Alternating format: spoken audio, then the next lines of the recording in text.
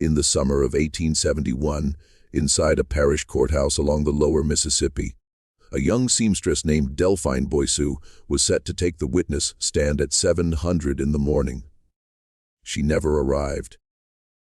The bailiff discovered her boarding room door, locked from within, her supper left untouched on the table, her shoes placed neatly beside the bed, and a lone lamp still burning with just enough oil to indicate it had been lit well past midnight. What the bailiff failed to record, and what the parish register would later omit for nearly 60 years, was that 3 other individuals who had been scheduled to testify that same week were also missing by Friday. Additionally, the riverbank below the courthouse had been silently dragged twice before the judge declared the trial adjourned indefinitely.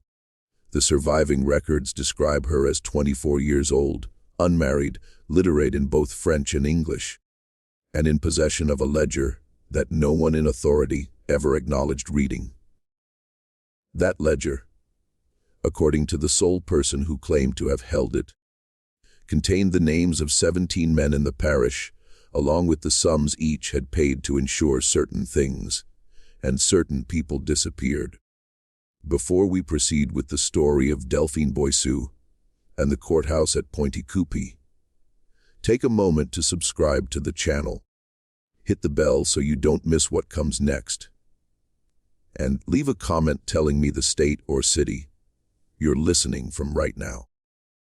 Knowing where you are makes these stories feel less like voices in the dark and more like a conversation between strangers who have agreed, for a little while, not to look away.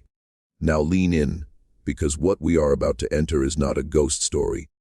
It is a record of what men will do when they believe no one is writing anything down, and what one woman did when she realized, sitting by an oil lamp in a locked room, that the only weapon left to her was the choice of how she would be remembered. To understand what happened to Delphine, you first have to understand the place that swallowed her. Pointe Coupee was not a large settlement, even at its peak. It sat on a horseshoe bend of the Mississippi, about 40 miles downriver from Baton Rouge, where the bluffs gave way to cypress flats, and the air in August was so thick that men said you could chew it between your teeth. The town had been founded in the 1760s by French colonists who had drifted south from the Illinois country.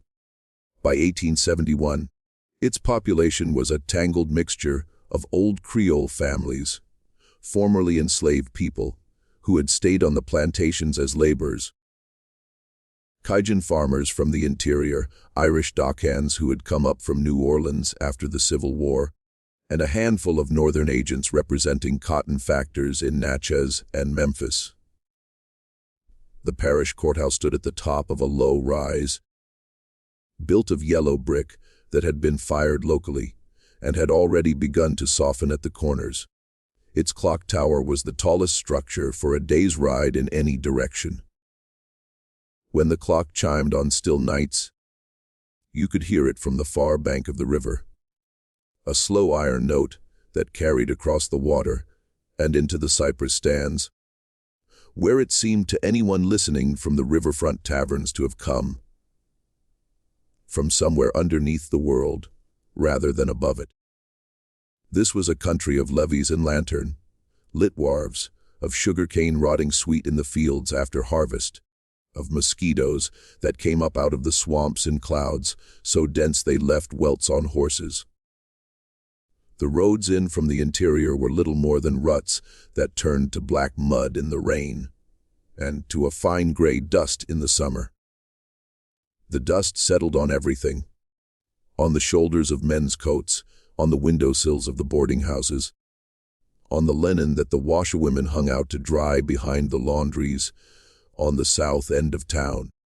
It was also a country in the middle of a long and bitter rearrangement, because the war had ended only 6 years before, and the men who had once ruled Pointe Coupee were learning slowly, and with great resentment, that the ruling was no longer entirely theirs. The parish had a federal garrison of 12 soldiers, billeted in a requisitioned warehouse near the steamer landing. It had a Republican sheriff imposed from Baton Rouge, a heavy, set man with a limp from Shiloh, whom nobody in the old families would invite to dinner. It had 3 newspapers, 2 of which printed in the careful, coded language of the Reconstruction press, reminders of what had been and suggestions of what might return. And it had, beneath all of that, a quieter rearrangement, which was the rearrangement of money. Because the cotton trade was shifting, the sugar economy had been gutted, and the old fortunes were being replaced by newer ones built on methods that the old fortunes had used, too, but which the old fortunes had never been obliged to write down in 2 separate sets of books. Delphine herself was not a native of the parish. She had arrived in 1867 from a small settlement farther south in the Bayou country, brought in by an aunt who kept a boarding house on Rue St. Louis, 2 blocks from the courthouse square. The aunt, a widow named Celeste Arseneau, rented rooms almost exclusively to young women who worked in the shops and laundries of the town, and she ran her house with the quiet severity of a convent. The parlor clock was not permitted to run slow. The front door was bolted at 900. No gentlemen callers were permitted past the front hallway. And every young woman who stayed in the house understood, without ever being told in so many words, that the preservation of a boarding house of respectable girls in Pointe Coupee in the year 1871 depended on the preservation of appearances, and that appearances, in Celeste's understanding, were not the opposite of truth, but its outer armor. Delphine was slender, with the dark hair of her mother's people, and the pale gray eyes of a Norman grandfather she had never met. She had inherited from her grandfather a habit of listening with her eyes half lowered, which people sometimes mistook for shyness, and which was in fact attention.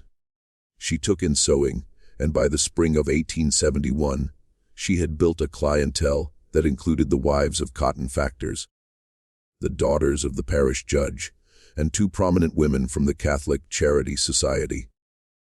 Her hands were quick, and her mouth was quiet.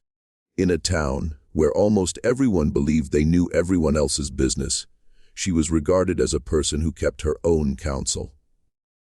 She was also, by every account, devout in a soft and unobtrusive way, attending 600 Mass on Sunday mornings at the small brick church behind the courthouse, and bringing communion to an elderly neighbor who could no longer walk. She had one suitor, a bookkeeper at the cotton warehouse named Etienne Pelletier, who had asked her twice to marry him and been gently declined both times, though she continued to walk with him along the levee on Sunday afternoons. Pelletier was a patient man. He was 26, with a soft brown beard and eyes that squinted from too many years over ledgers. He had told a friend at the warehouse in the winter of 1870 that he intended to keep asking Delphine once a year for as long as it took, because he believed that a woman who said no twice was not a woman who meant never, but merely a woman who meant not yet. There is nothing else in the surviving descriptions of Delphine that would have marked her for attention. She was, in almost every visible sense, an ordinary young woman of her class and station, which was, perhaps, exactly the reason someone chose her to keep the ledger.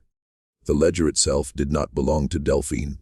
It belonged, or had belonged, to a man named Marius Robichaux, a cotton broker of middling reputation and considerable private wealth, who had died in February of 1871 under circumstances that the parish physician listed as sudden apoplexy, and that several of the man's household servants later described privately as something nearer to a violent and panicked poisoning. Robichaux had kept 2 sets of books for most of his adult life. One tracked his official business, bales purchased, warehousing fees, shipments to New Orleans, notes owed to the Baton Rouge banks. The other tracked a different kind of commerce, one that had begun in a small way during the war, when a number of men in the parish had discovered that displaced persons, lost property, and disputed titles created opportunities for men willing to handle certain matters without the complication of paperwork.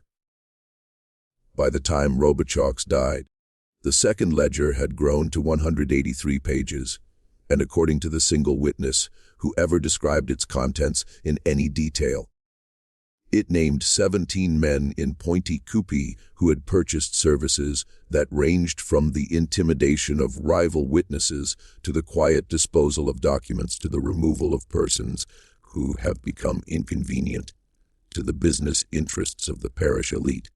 The first ledger was found on Robichaux's desk the morning after his death. The second ledger was not. His widow, a small and frightened woman named Madeleine, found it 3 weeks later wrapped in oilcloth beneath a loose floorboard in her late husband's study. After sitting with it for 2 nights, she brought it in a sewing basket to the boarding house of Celeste Arsenault, who was her cousin.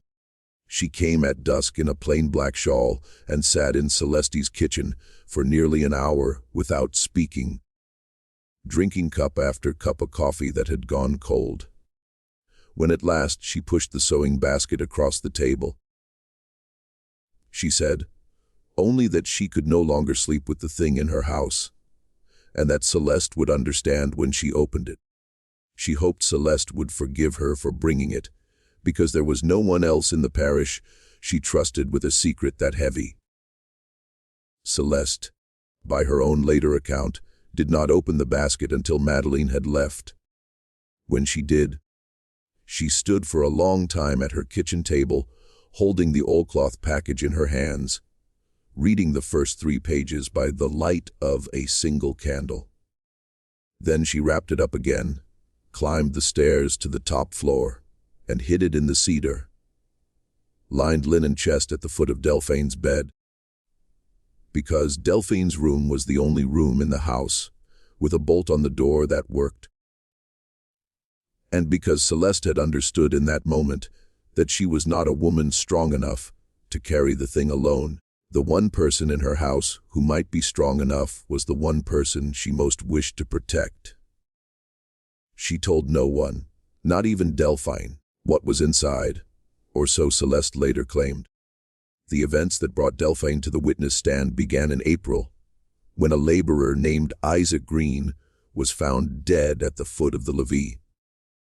A man of perhaps 40 had worked as teamster for one of the old sugar plantations, and who had in the preceding months begun to offer wages on payments for wages were paid since before emancipation.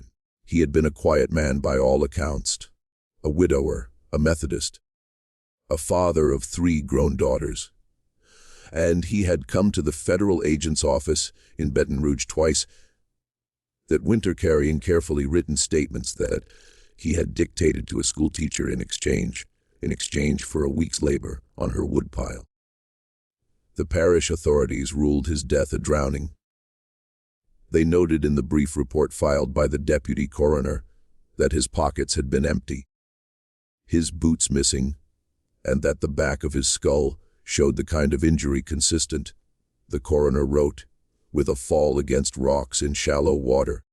2 of his co-workers, both black freedmen named Solomon Reed and Marcus Freeman, came forward within a week to say that Green had been beaten behind the cotton warehouse on the night of his death and thrown into the river afterward. They claimed they had seen 3 white men standing over him in the lantern light, and that one of the 3 had been the foreman of the warehouse. A man named Jonas Perrin, whose family had been named in the published obituary of Marius Robichaux as among the late broker's closest business associates.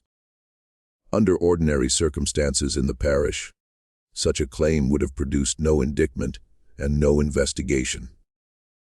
The sheriff would have listened or not. The deputy coroner would have filed the report or amended it. Life would have resumed. But 1871 was not an ordinary year. a federal circuit judge named Horace Tremont had been appointed to oversee civil rights enforcement in the lower Mississippi districts.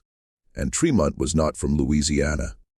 He was a Vermonter, a former Union colonel, a man in his 50s with a short gray beard and a trick knee from a musket ball at Spotsylvania. He believed with the narrow and unshakable conviction of a New England Congregationalist that the Reconstruction of the South depended on the willingness of the federal courts to convict white men for crimes they had previously committed without consequence. Tremont did not shout. He did not make speeches. He did not give interviews to the newspapers. He simply read and wrote and issued subpoenas with a steady, methodical patience that his clerks said reminded them of a man carving a channel into stone with a penknife.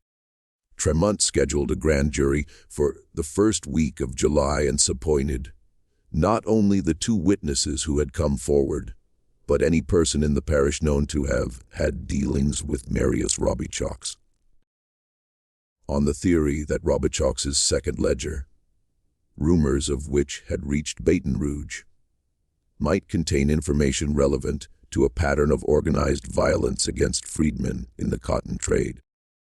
Delphine Boissou's name appeared on the subpoena list because Celeste Arsenault's name had been on the list first, and because when the federal marshal knocked on the boarding house door in the hot drizzle of a June afternoon, Celeste, terrified and ill with a fever that had begun the night before, pointed down the hallway and said that her niece was the one who could speak to what was kept in the linen chest. That is how in the last week of June 1871, a 24-year-old seamstress with no living parents and no surviving brothers came to be the one person in Pointe Coupee who could put a ledger on the record and name, one by one, the men who had paid Marius Robichaux to make things and people disappear.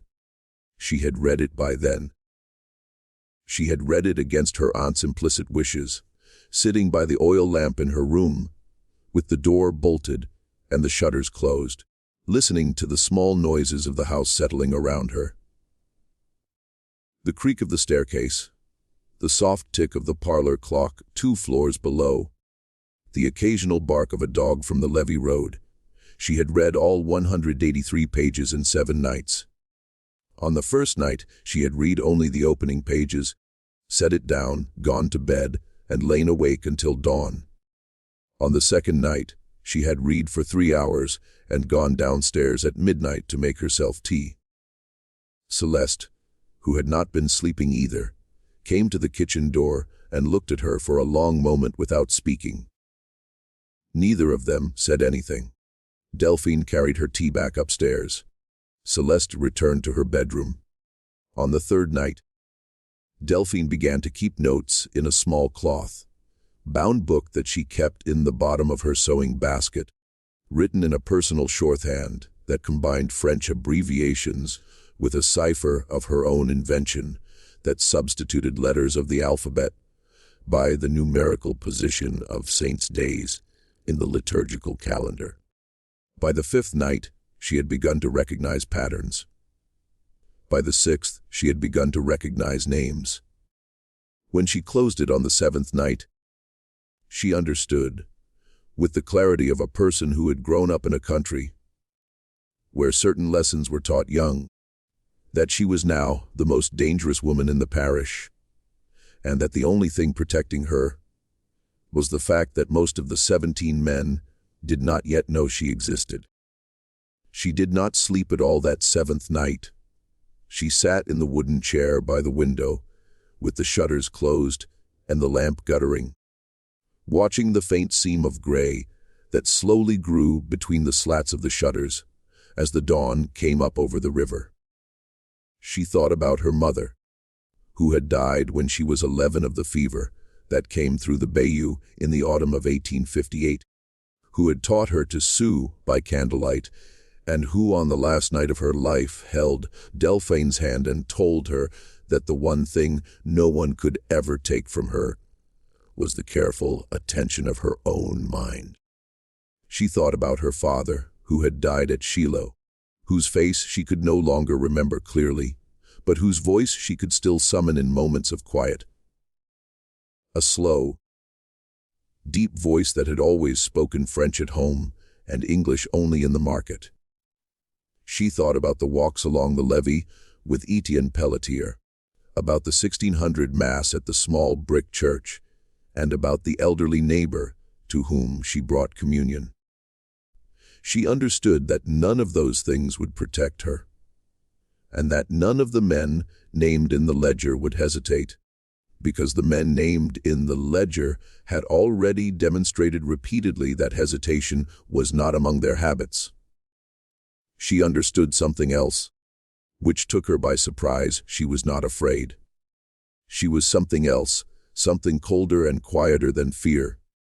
In the days that followed, she would come to recognize it as the particular stillness of a person who has made a decision before she knows she has made it.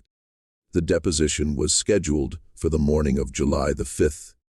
The marshal came for her at dawn in a light summer rain, the kind of rain that in Louisiana smells of cypress bark and iron. He found the door of her room locked from the inside. Celeste unlocked it with her own key, a thin brass key that had hung on a black ribbon around her neck for as long as anyone could remember.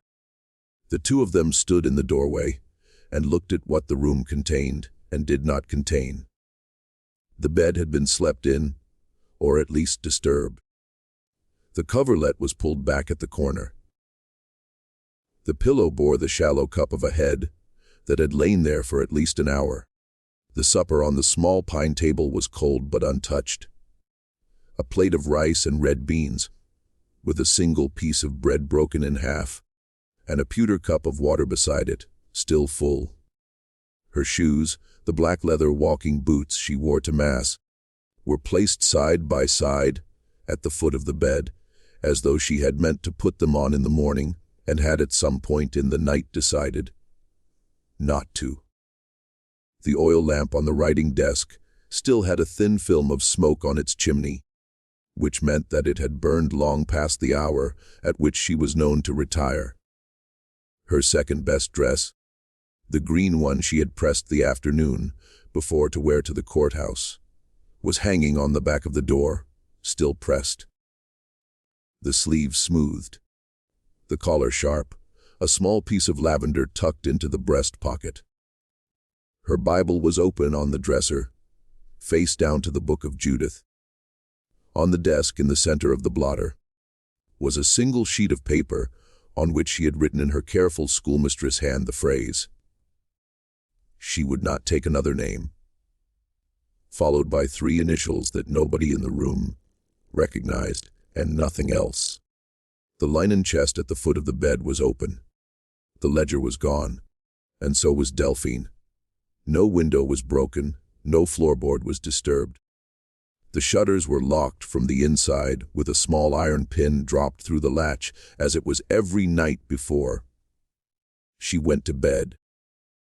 The bolt on the door had been thrown from the inside, and the bolt on that door, as anyone who had ever tried to enter it knew, was stiff with age and had a particular sound when it was thrown that could be heard from 2 rooms away. The only way out of that room, if she had left it alive, was through a door she could not have locked behind her. Yet the room was empty. The marshal, whose name was Henry Callahan, and who had fought with the Irish Brigade at Antietam, stood in the doorway for nearly a full minute before he said anything. He was a tall man, gaunt in the way that older Irishmen become gaunt, with a long, graying beard and eyes the color of wet slate. He had a scar that began at the hairline above his left eye and ran down into the beard, and a habit, when thinking, of rubbing the scar with the side of his thumb. He rubbed it now. When he finally spoke, he spoke in a low voice to Celeste, asking whether she was certain the niece had been in the room when she retired for the night. Celeste said that she was certain. Her voice, she said afterward, felt as though it were coming from the next room. She said that she had brought Delphine a cup of chicory coffee at 900, and that they had spoken for perhaps a quarter of an hour. Delphine had been calm but pale, and had said that she would sleep well, because she had made her peace with God, and with the testimony she was going to give. Celeste said that she had heard her niece bolt the door after her, because the bolt on that door was stiff, and had a particular sound when it was thrown. She said that she had gone to bed herself just after 2000, that the house had been quiet all night, and that she had not heard a single footstep on the stairs. Callahan walked around the room twice. He looked under the bed, tested the shutters, stood on a chair and examined the ceiling, lifted the Bible on the dresser, and looked beneath it, then set it back down exactly as he had found it. Face down on the Book of Judith, he asked Celeste to leave the room and stood alone in it for a long time.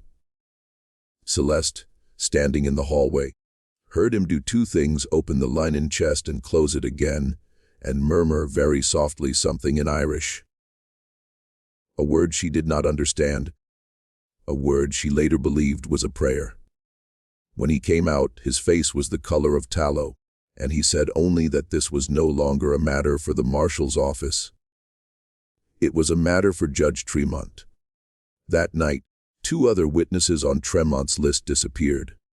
Marcus Freeman, the freedman, who had worked beside Isaac Green on the plantation and had come forward to describe the beating behind the warehouse, was last seen at a small tavern on the riverfront at 10:30, walking out into the rain with a friend who said he saw Freeman turn north along the levee path and then lost sight of him in the dark. Freeman did not arrive home. His wife, a woman named Cora, waited all night with a lantern in the window, and at first light she went out along the path, with a cousin calling his name.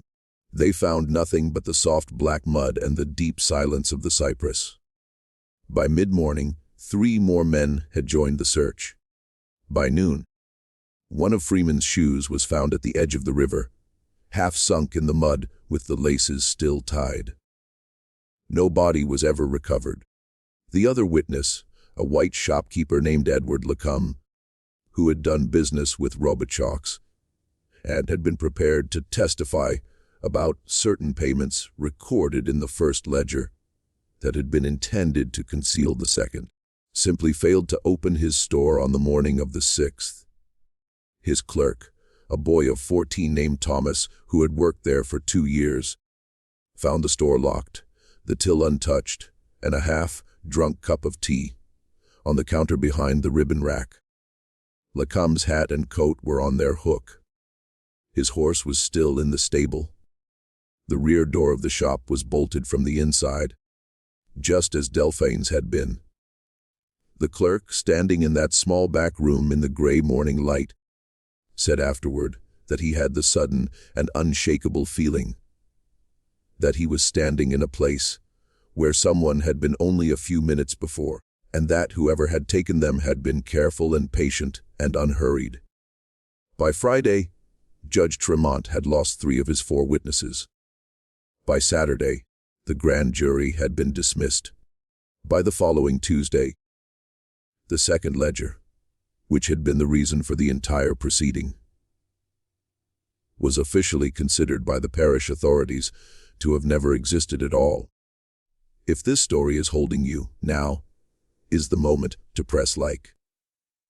It tells me you want the channel to keep digging into these records, and it pushes these stories toward other people who might actually want to hear them. Share it with someone who loves dark history. If you have not already, subscribe and turn on the bell. There is more of Pointe Coupee to come, and I want you with me when we get to it. Decades later, in the years after the First World War, a young woman named Antoinette Duval came to Pointe Coupee from New Orleans to settle the estate of an aunt who had died without direct heirs. The aunt had been a daughter of Celeste Arsinoux, and the boarding house on Rue St. Louis had passed to her, and from her in 1919 to Antoinette. The house had been shuttered for 2 years by then. The rooms were dusty. The kitchen smelled faintly of mice and of the coffee grounds that had been left in a tin on a shelf for a decade. Antoinette was 26 years old. A slender woman with her grandmother's pale gray eyes and her mother's dark hair, trained as a schoolteacher, engaged to a printer she had met at a lecture on the suffrage movement in Chicago. She had come south for a month to sort through what remained. Most of the house was sold or distributed within the first 3 weeks. But in the attic, in a locked tin trunk that had not been opened in at least 40 years, she found a bundle of papers tied with black ribbon. Among those papers was a letter sealed in wax, addressed in a careful schoolmistress hand to a person who did not exist. The envelope reads simply, "To the one who asks." Antoinette sat on the attic floor, in the dusty amber light coming in through the small round window, and turned the envelope over in her hands for nearly 5 minutes before she opened it. The letter was dated the 3rd of July, 1871, 2 days before Delphine's disappearance, and had been written in French. It ran to nearly 7 pages. It began with an account of how the ledger had come into the boarding house, how Delphine had been told to keep it in her linen chest, and how she had, against her aunt's explicit instructions, read it. It described what she had read, named 6 of the 17 men, and set out in plain and methodical prose what each of them had paid Marius Robichaux for, and when and how much. It described the death of a dock worker in 1866, whose body had been weighted and sunk in the river off the old sugar wharf, naming the 2 men who had paid $42 for the disposal, the man who had received the payment, and the exact night on which the deed had been done. It described the forced removal of a freedman family in 1868, whose claim to land near the bayou had been inconveniently supported by a written deed. The arson of the small cabin in which that family had lived. The 3 men who had purchased the arson, the 2 men who had carried the lanterns, and the child of 4 who had died of smoke inhalation in a back room. It described the disappearance of a young midwife in 1869, whose only crime had been to tell 3 pregnant women that the doctor they had been sent to was drunk, who had killed 2 patients, and the method by which that midwife had been silenced. A staged elopement, a forged letter to her family, and a shallow grave in a cane field 12 miles north of town. Each of these accounts was set down without elaboration or outrage, as though Delphine had understood that her only protection against being dismissed as hysterical was to write like a clerk. Near the end of the letter, the tone shifted. The last 2 pages were something else. They described a visit she had received on the evening of the 1st of July, 4 days before her deposition. A man had come to the boarding house at dusk. He had not given his name, but Celeste had shown him up to the parlor, and Delphine had been summoned. The man was not a stranger. She recognized him as the eldest son of one of the men named in the ledger, a planter from the north end of the parish, whose family had lost most of its land in the war, and was rebuilding its fortune through the cotton trade. He was perhaps 35 years old, well dressed in a dark gray frock coat of a cut that had come in from New Orleans that spring, quiet in his manner, clean shaven with hands that showed no labor, and a gold ring on his smallest finger. He had, Delphine wrote, the particular calm of a man who had made a decision that he did not expect to be disputed. He sat across from her in the small parlor, in the latter back chair by the fireplace, and Celeste had brought coffee and then, at a glance from the man, withdrawn. He waited until the door of the parlor had closed behind her. Then he spoke. He told her that he understood she had been subpoenaed, that he understood she was in possession of certain papers, and that he had come to propose a transaction. He said that he could see, from the quality of her sewing and the modesty of her circumstances, that she was a woman of limited means and considerable intelligence, and that such a combination was rarely rewarded in the world as it presently existed. He said that he was authorized by persons whom he did not name to offer her 2,000 zalzend in gold and passage to any city she chose, east or west, and a letter of introduction to respectable families in that city who would receive her as a gentlewoman of reduced circumstances. He named the families. The names were familiar. One of them was the Boston family of a woman for whom Delphine had, 4 months earlier, made a wedding gown. He said that in exchange she was to hand over the ledger, withdraw from her testimony on grounds of conscience, and leave the parish within 48 hours. He said that the alternative was one she would not enjoy, though he phrased it with great delicacy. He said that the parish had, he believed, already demonstrated what could happen to persons who insisted on carrying burdens that did not belong to them. He paused and looked at her with something like regret, saying that he wanted her to understand that the offer was a kindness, and that it was the last kindness that would be offered. Then he waited. She wrote that he waited with a patience that she found more frightening than any shouting could have been, because he was not a hot-tempered man, nor a cruel man in the way a beast is cruel. He was simply a man who was prepared to destroy her with the same administrative efficiency with which he would have foreclosed on a farm. Delphine wrote that she had looked at him for a long time and felt for the first time in her adult life the full weight of what it meant to be a woman in a place like Pointe Coupee in a year like 1871. She understood in that moment that the 17 men in the ledger were not a conspiracy so much as a system, and that the system was older than any of them, and would survive all of them. Whether she took the gold and fled, or handed over the ledger and stayed, the system would not be dismantled by her testimony or by her silence. She thought, briefly, and with a kind of distant amusement, about how she would describe the moment to Etienne Pelletier, if she could ever describe it to anyone, and understood that she could not, that the inability to tell him was itself a kind of wound, a small cold wound she could not yet name. Then she wrote something that changed the entire meaning of this case. She wrote that she had asked the man a single question, who had sent him. He smiled very slightly and said that no one had sent him. He had come on his own, because the other 16 were prepared to take measures that he considered distasteful, and he had wished to spare her and himself that distastefulness. He said that the others would come on the night of the 4th, if she had not gone by then, and that what they would do, she would not survive. Delphine thanked him for the warning and asked him to leave. He left. She wrote that she sat in the parlor alone for nearly an hour afterward, and realized with a peculiar and almost weightless calm that she had been given not a choice between life and death, but a choice between 2 different kinds of disappearance.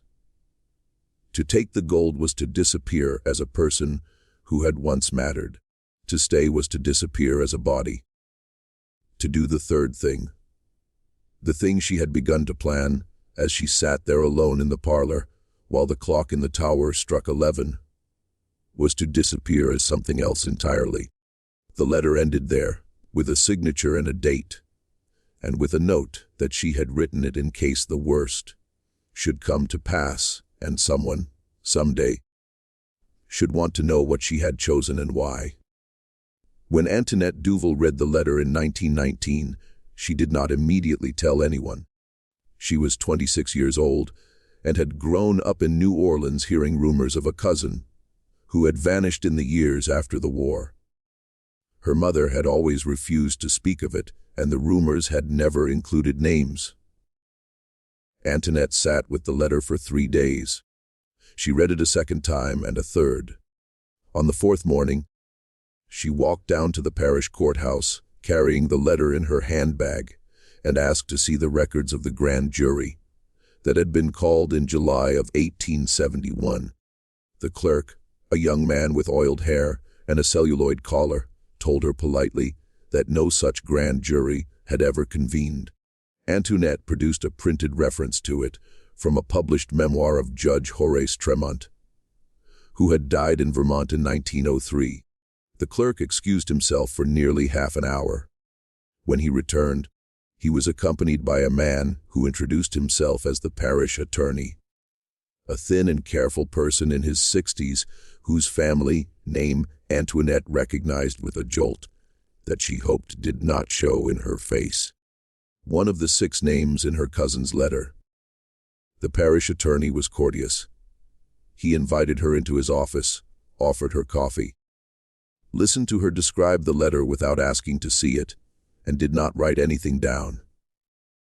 Then he told her, in the gentle and regretful tone of a man, explaining that a roof cannot be repaired because the timbers are rotten through, that the documents she was looking for had been destroyed in a fire in the courthouse in 1884, that the memoir she had cited was known to contain inaccuracies, and that the family name of the young woman she was inquiring about did not appear in any parish record he could locate. He suggested with the same gentleness that perhaps her cousin had run away with a man and started a new life elsewhere, as young women sometimes did, and that it would be a kindness to the memory of the family to let the matter rest. He walked her to the door and shook her hand. His hand was dry and cool, the hand of a man who had never done physical labor in his life. On the street outside in the bright October light, Antoinette understood 2 things at once. The first was that the parish attorney had known the name of her cousin before she had spoken it. The second was that the letter in her handbag was now the most dangerous object in Pointe Coupee, just as the ledger had been 48 years before, and that patience that had waited for Delphine in a darkened parlor in 1871 was in its slow and institutional way still waiting. She walked back to the boarding house by a different route than the one she had taken in the morning. She did not stop at the hotel where she had left her midday meal on the table. She did not speak to anyone she passed. She packed her trunk that afternoon and left on the first train the following morning. She did not set foot in Louisiana again for the rest of her life. Just when we thought we had seen it all, the horror in Pointe Coupee turns out to be something stranger and more patient than we had reason to expect. If this story is giving you chills, share this video with a friend who loves dark mysteries. Hit that like button to support our content. Don't forget to subscribe to never miss stories like this. Let's discover together what actually happened in that room on Rue St. Louis on the night of the 4th of July, 1871, because we are not done yet. Antoinette took the letter with her to New Orleans, and then from New Orleans to Chicago, where she married the printer in 1922 and raised 2 daughters. The letter sat for another 40 years in a safe deposit box at a bank on Dearborn Street. She told her husband about it once in 1931, on a winter evening, when snow was piling against the kitchen window, and the radio was playing a program about the Scopes trial. He listened without interrupting, and when she finished he said that he thought the letter belonged to history, and that the right thing was probably to give it someday to a historian who knew what to do with it. But the right historian, they agreed, did not yet exist, the country was not ready, and the safe deposit box would wait. It was her younger daughter, a woman named Rose, who finally brought it to the attention of a historian in 1963. After Rose read an article in a national magazine about the records of the federal Reconstruction courts in Louisiana and the peculiar number of witnesses who had never lived to testify. The historian, a young assistant professor at Tulane named James Hodges, flew to Chicago within a week.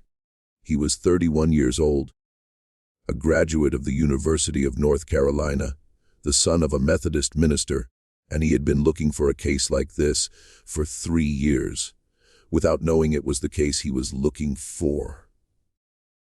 He read the letter twice in Rose's kitchen, with a cup of coffee in front of him that went cold.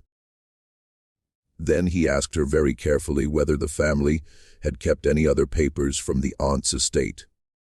Rose said that there was a trunk in the basement that nobody had opened in her lifetime. She and Hodges went down the basement stairs together and pried the trunk open with a screwdriver.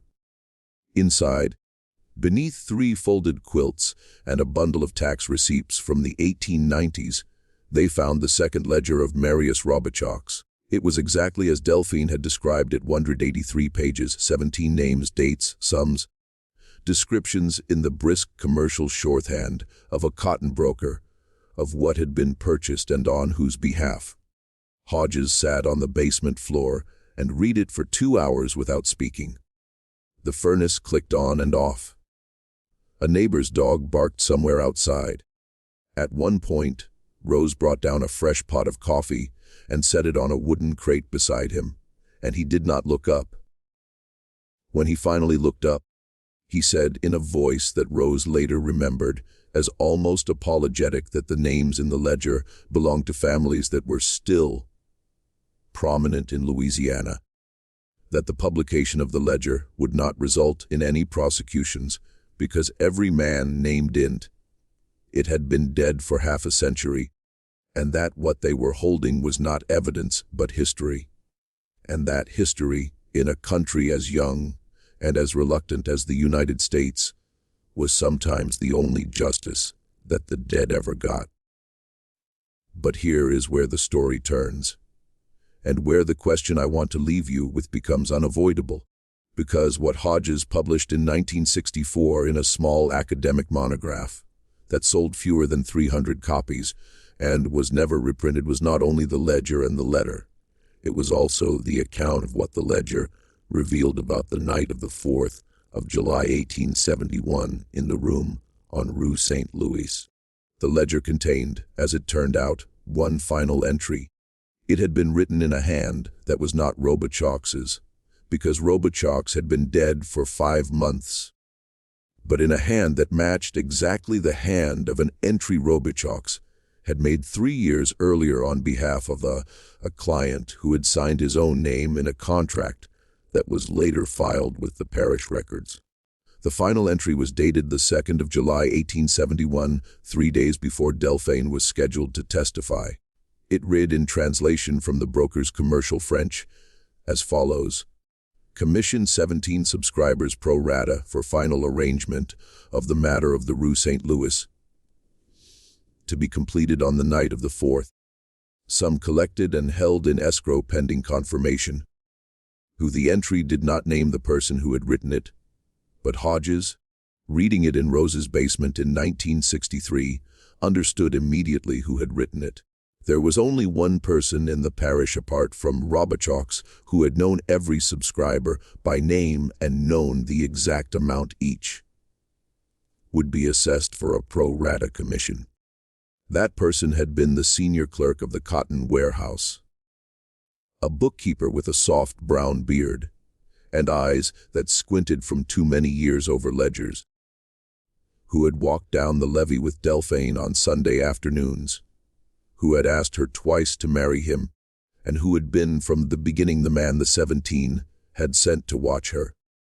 The account was this: Delphine had made a plan in the hour after the young planter left her parlor on the evening of the 1st of July.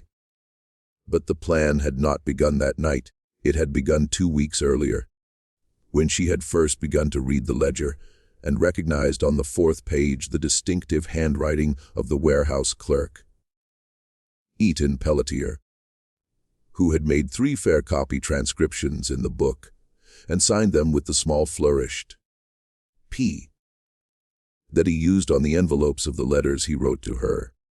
She had sat by the oil lamp in her room for a long time that night, holding the ledger and looking at the P. And she understood in the slow way that a person understands, a thing she has already half understood for months, that the patient suitor, who had asked her twice to marry him and had been content to wait, was not waiting for her love. He was waiting for her testimony. He had been placed by seminary in Virginia.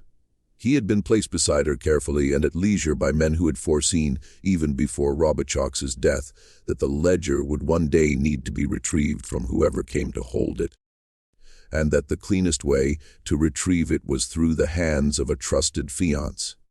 She wrote that she had continued to walk with him on Sunday afternoons for 2 more weeks, because she had not been certain whether she was right. She wanted to be certain. She wrote that on the last Sunday, the 25th of June, she had tested him casually by asking whether he had ever done business with a certain man whose name appeared on page 61 of the ledger for the purchase of an arson in 1868. She watched his face for the half-second it took him to compose it, and she knew. She wrote that afterward, walking home along the levee. She had taken his arm, as she always did, and felt the familiar warmth of it through the cotton of his coat sleeve. She understood that the warmth was not a lie, that he did care for her, in whatever degraded sense a man of his kind could care for a woman he had been paid to watch. This knowledge was, in some ways, the worst part. It meant that he was not only dangerous, he was also, in his own small and compromised way, a man who had come to believe he deserved her. She understood that belief made a man behave in ways that the cold instruction of his employers could not always anticipate. After that, the plan was simple, though simple is not the right word. On the evening of the 1st of July, after the young planter had left the parlor, with his offer of gold and passage, Delphine had gone directly to the home of the federal marshal, Honoré Henry Callahan, on the far side of the courthouse square. She told him what she had been offered and what she had been threatened with, and asked him for one thing only: to help her disappear in a way that would be more useful than her death. Callahan, who was an Irishman and a widower, and a man who had spent the war watching the world rearrange itself at a terrible cost, listened to her for nearly an hour. He asked her questions. He asked what she thought would happen to the ledger if she testified, and she told him that she thought it would vanish from the evidence room within 48 hours of being entered, because the system she had been reading about for 7 nights was older and more patient than Judge Tremont, and colder than any of them had accounted for. He asked what she thought would happen to her if she took the gold and went, and she told him that she thought the men would let her live for perhaps 2 years, and then they would decide on some winter night in St. Louis or Cincinnati that the risk of a living witness was too great, and she would die in a way that would be called an accident, and nobody would ever connect it to a parish in Louisiana. He asked what she wanted. She told him that she wanted the ledger to survive. She wanted the 17 men to believe they had won. She wanted to live quietly somewhere that was not Louisiana, and she wanted, above all, to leave behind an account that someone, one day, would read. Callahan sat across from her at his small kitchen table for a long time. At last he said, in the soft and deliberate voice of a man weighing a professional matter, that he thought it could be done. It took him 3 days and most of the private funds he had been saving to move back to Massachusetts after his retirement. Between them, in the 3 days that followed, they arranged for Delphine to be placed on a cotton steamer, bound for Cincinnati on the night of the 4th, traveling under the name of a woman from Natchez who had died of yellow fever 2 years earlier, and whose papers had been quietly preserved in the marshal's files. They arranged for her supper to be left cold, for her lamp to be burning, for her shoes to be placed beside the bed, and for her door to be locked from the inside by a trick of the bolt that Callahan had learned from a burglar in New York before the war. A method that involved a length of fine copper wire and a patient hand, leaving no evidence of tampering. They arranged, in short, for the room to appear to contain a vanished woman so that the 17 men of Pointe Coupee would believe they had succeeded and would stop looking. Delphine, at the last, arranged for the ledger to be placed in the hands of her aunt in the linen chest, with instructions that it be hidden in the tin trunk in the attic, and that it remain there until the world had become a place in which it could be read.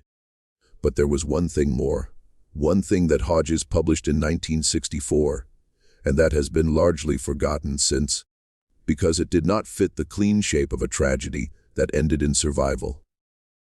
On the night of the 4th of July, when 3 men entered the boarding house on Rue St. Louis by the back garden with a key that had been given to them by the warehouse clerk, Etienne Pelletier, and climbed the stairs in their stocking feet to the top floor, and stood in the hallway outside the bolted door, they had expected to find Delphine. They had not expected to find the door already bolted from the inside, with the particular silence of a room that had been arranged. They stood in the hallway for nearly a full minute, listening. Then one of them knocked softly 3 times, in a pattern that Pelletier had told them Delphine would recognize as his own. They waited. No answer came. They knocked again, louder, with the edge of a pistol. No answer came. Then, Hodges wrote, they did the thing that had been agreed upon in advance.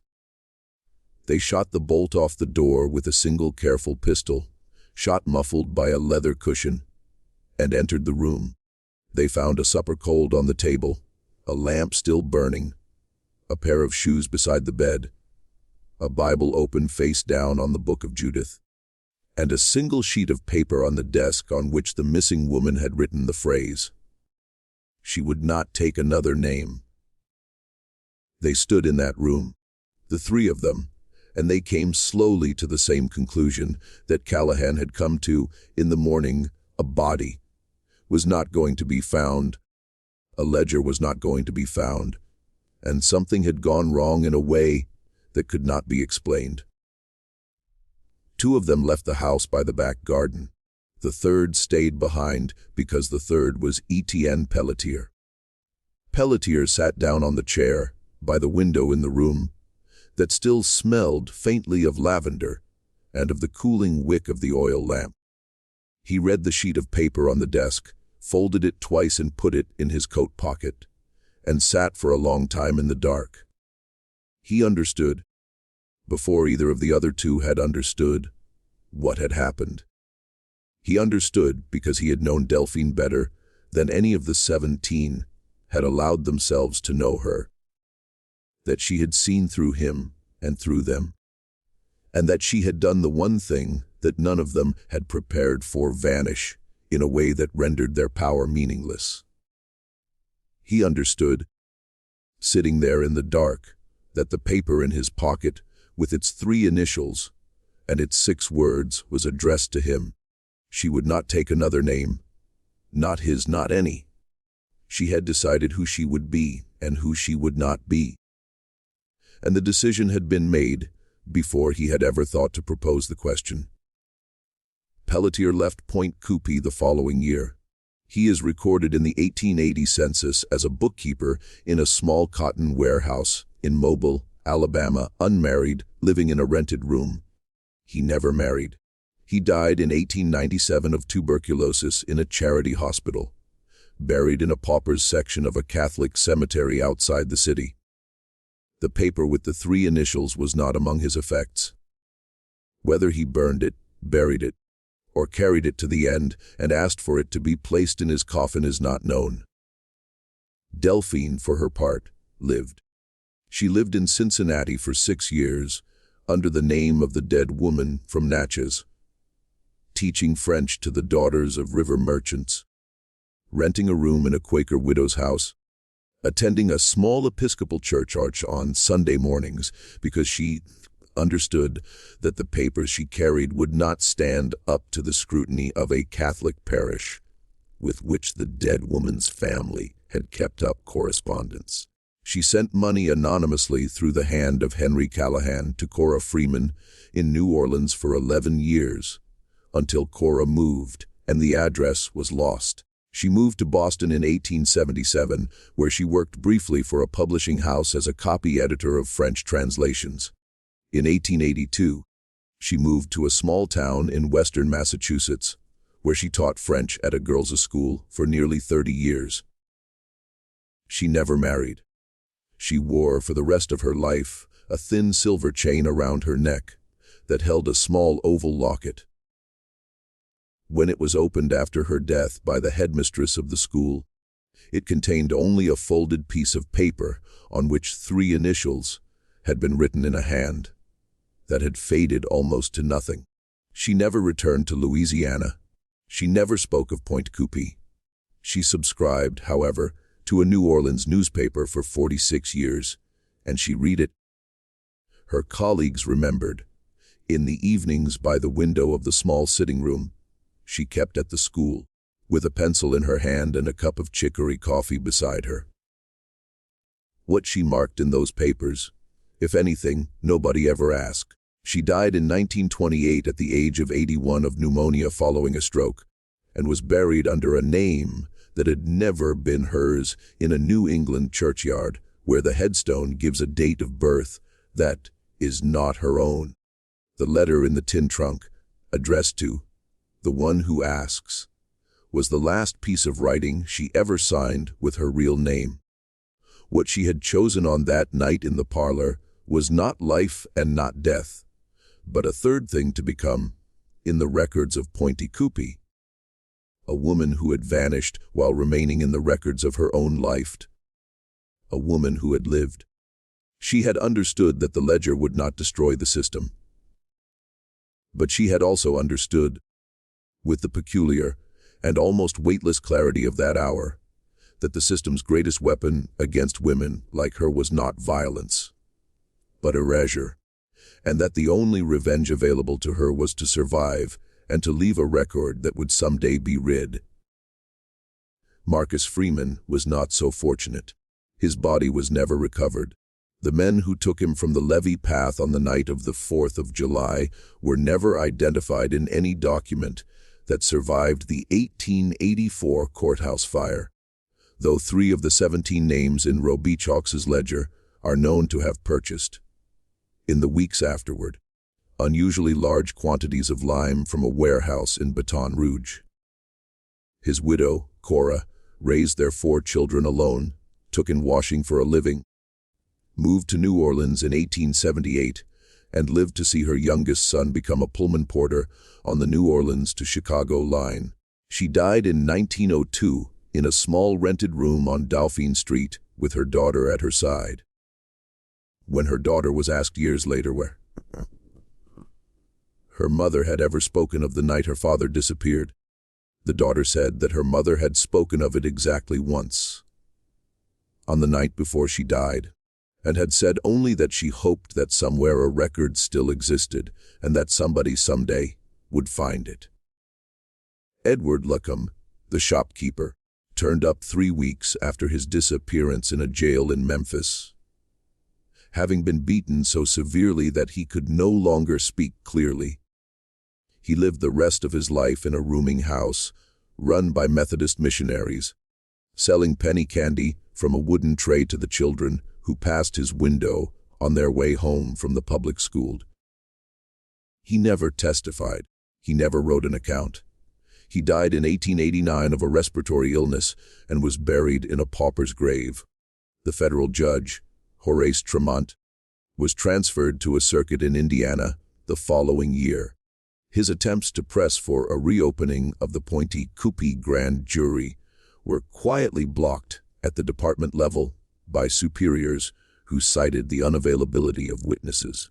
He retired to Vermont in 1879 and wrote his memoir in the last 5 years of his life, mentioning Pointe Coupee in 2 paragraphs that were later cited by Antoinette Duval at the parish courthouse in 1919 and denied by the parish attorney with a dry, cool hand.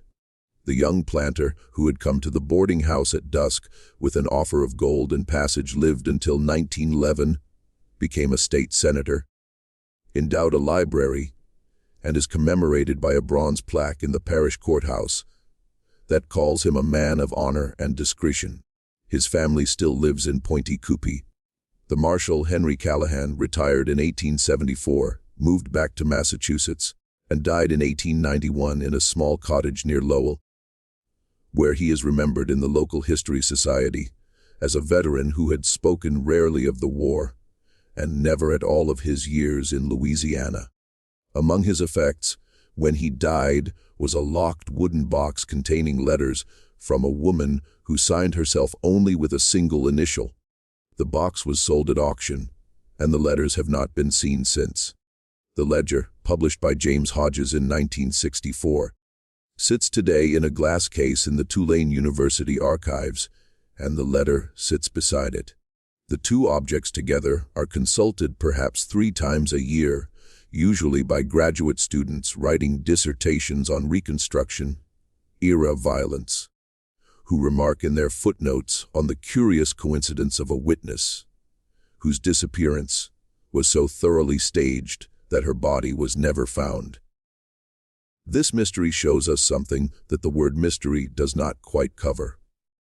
It shows us that history is not only the record of what was done, but also the record of what was silenced, and that the people who understood this most clearly were not the historians who came later, but the people who lived it at the time, who stood in darkened parlors and looked across at men who offered them passage in exchange for their testimony, and who understood that the choice being put to them was a choice between being remembered wrongly and being forgotten entirely, and who found, sometimes, a third door that nobody had thought to close.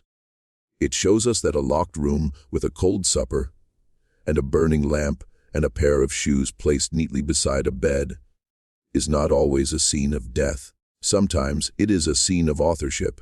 Sometimes it is the moment in which a woman who has read 183 pages of a ledger decides what story the parish will tell about her and refuses the one they would have written.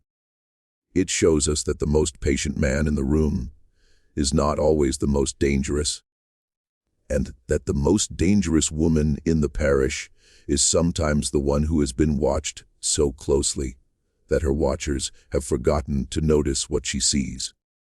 It shows us, finally, that the system that waited in that parlor is not an artifact of a vanished century, because the patience with which it waited, the administrative efficiency with which it disposed of inconvenient people, and the long, slow silence into which it folded its victims are things that a close and careful reader of the present will recognize, if she is honest, as the country as it stands today. What do you think of this story? Do you believe that Delphine chose the only path that could have been chosen? Or do you think there was something she might have done differently? Do you believe that Etienne Pelletier, sitting alone in that empty room with a piece of paper in his coat pocket, understood what he had lost? Or do you think men like that never understand what they have lost until long after the losing? Do you think Marcus Freeman's name should be on that plaque in the courthouse instead of the senator's? Leave your answer in the comments below, because I read them, and because these conversations are part of why the channel exists. If this story stayed with you, share it with someone who loves the dark corners of American history. Subscribe if you have not already, and turn on the notification bell so you do not miss what comes next. There are other ledgers in other parishes, and we are only beginning to open them. I will see you in the next video.